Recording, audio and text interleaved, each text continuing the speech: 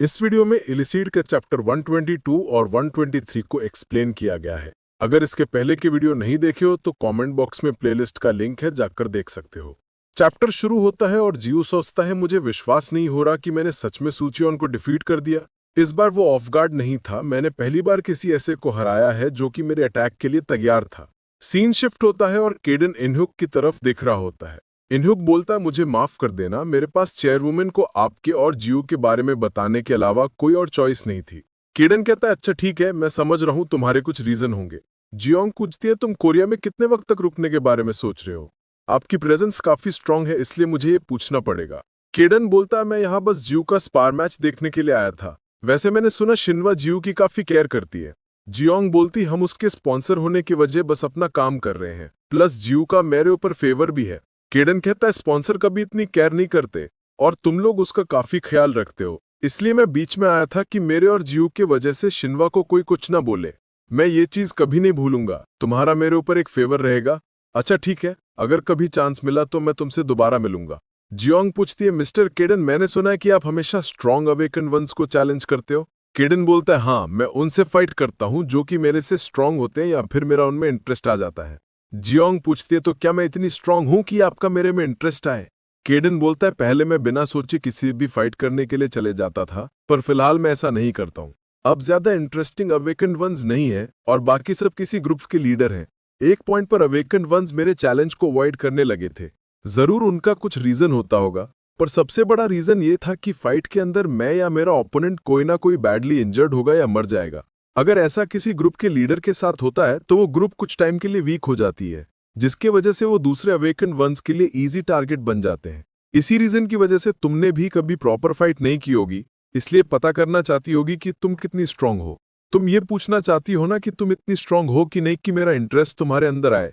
Jeong, अगर तुम शिनवा की चेयरवुमन नहीं होती, स्पेशली वो चेयरवुमन जो कि जियो का ध्यान रखती है, तो मैं तुम्हें तुरंत चैलेंज कर देता। ये सुनकर जियोंग खुश हो जाती है कि केडन ने उसको एक्नॉलेज किया है।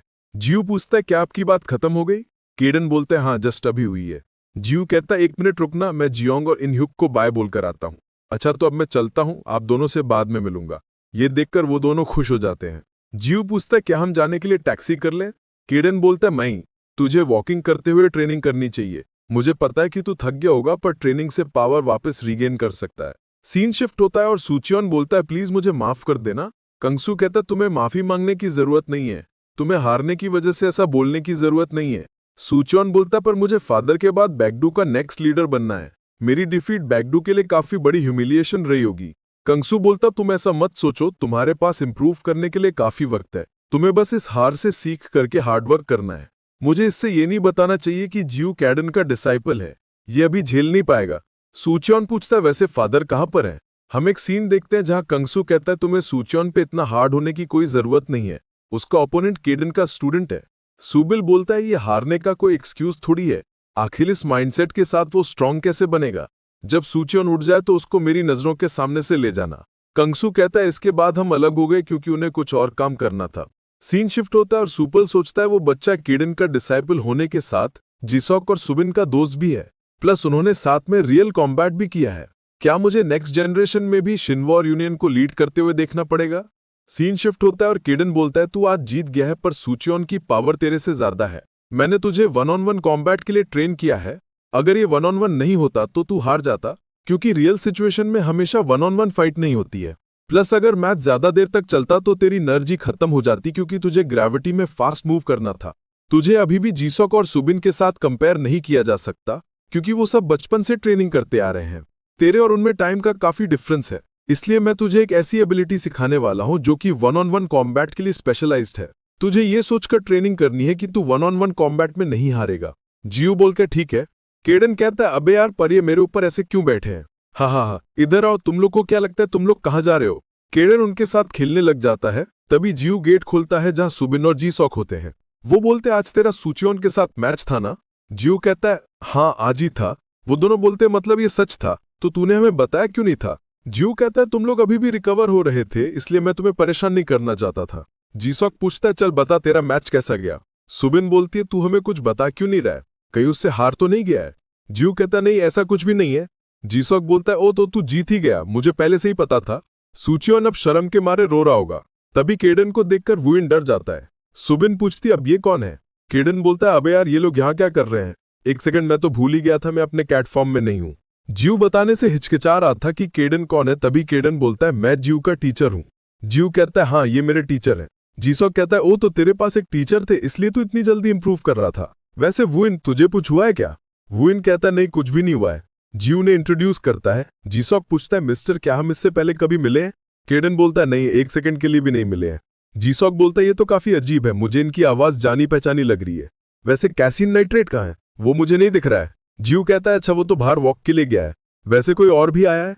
सुबिन बोलती मैंने यहाँ आने से पहले फूड ऑर्डर किया था, वो बार बार जैजिंगमिन का नाम लिया जा रहा था। वो सब बैठकर खाने लग जाते हैं। सुबिन कहती है मिस्टर हमने एक्स्ट्रा ऑर्डर किया है, आपको भी खा लेना चाहिए। केडन बोलता है अच्छा ठीक है।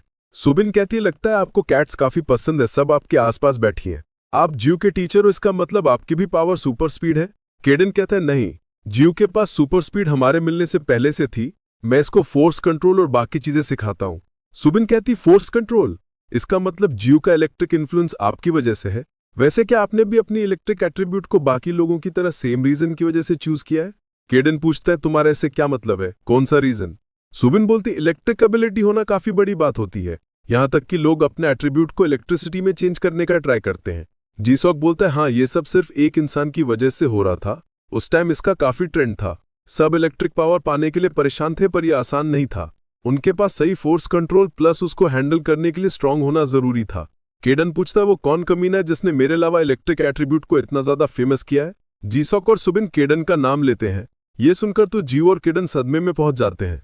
जीसॉक और सुबिन बोलते हैं रैंडम अनअफिलिएटेड आया और वो उसके रास्ते में आने वाले सारे लोगों को हराता चला गया, इसलिए लोग उसके एट्रीब्यूट में इंटरेस्ट लेने लगे। उसको अपने बेकार टेम्पर के लिए भी जाना जाता है। मैंने तो ये भी सुना है कि अगर उसको कोई गुस्सा दिला दे तो उसको नहीं छोड़ता है। जियो बोलता है गाइस तुम जिस इंसान की बात कर रहे हो वो मेरे टीचर ही है। वो दोनों पूछते हैं इससे तुम्हारा क्या मतलब है? जियो कहता है मेरे टीचर का नाम ही केडन है। ये सुनकर वहां खामोशी का माहौल छा जाता है। सुबिन और जीसॉक के मुंह से नूडल्स बाहर आ जाते हैं जो कि सीधे जाकर केडन के ऊपर गिरते हैं। ये देखकर तो दोनों डर जाते हैं। वो बोलते प्लीज हमें माफ कर देना, हमसे गलती हो गई। सीन शिफ्ट होता है और वो सब केडन के सामने घुटनों पर बैठकर माफी मांग रहे होते हैं। केडन बोलता है अरे तुम लोग चिंता मत करो, सब ठीक है। अच्छा तो अब मैं चलता हूँ, बाद में मिलूंगा।